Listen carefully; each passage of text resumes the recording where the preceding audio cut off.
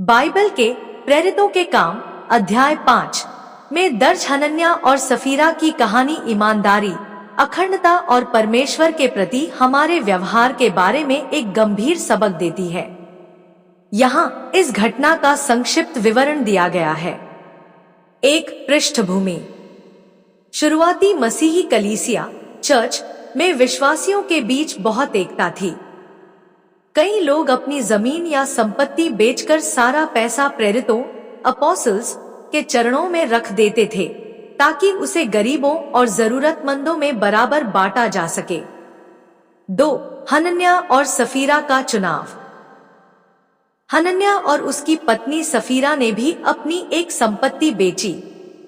उन्होंने आपस में यह सलाह की कि वे पैसे का एक हिस्सा अपने पास छिपा कर रखेंगे, लेकिन प्रेरितों को ऐसा दिखाएंगे जैसे वे पूरा पैसा दान कर रहे हैं। 3. पतरस का सामना। जब हनन्याह पैसे लेकर आया तो पवित्र आत्मा के जरिए पतरस को उसकी सच्चाई पता चल गई। पतरस ने उससे कहा, हनन्याह, तूने मनुष्यों से नहीं बल्कि परमेश्वर से झूठ बोला है।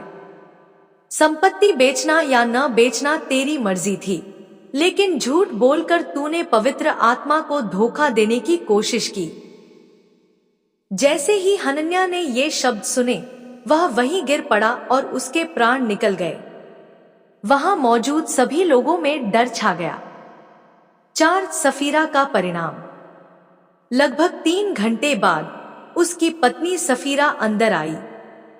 उसे नहीं पता था कि उसके पति के साथ क्या हुआ है। पतरस ने उससे पूछा, क्या तुमने जमीन इतने में ही बेची थी?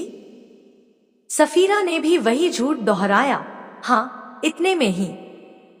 पतरस ने कहा, तुमने प्रभु की आत्मा की परीक्षा लेने के लिए आपस में क्यों सहमति की? यह सुनते ही वह भी वहीं गिरकर मर गई। इस कहानी के मुख्य सबक। दिखावे का खतरा।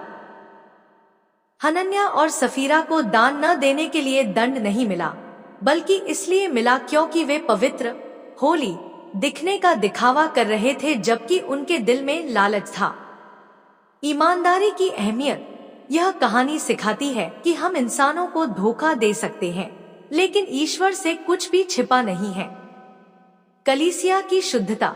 शुरुआती समय में यह घटना एक चेतावनी थी कि मसीही समाज में पाखंड और झूठ के लिए कोई जगह नहीं है।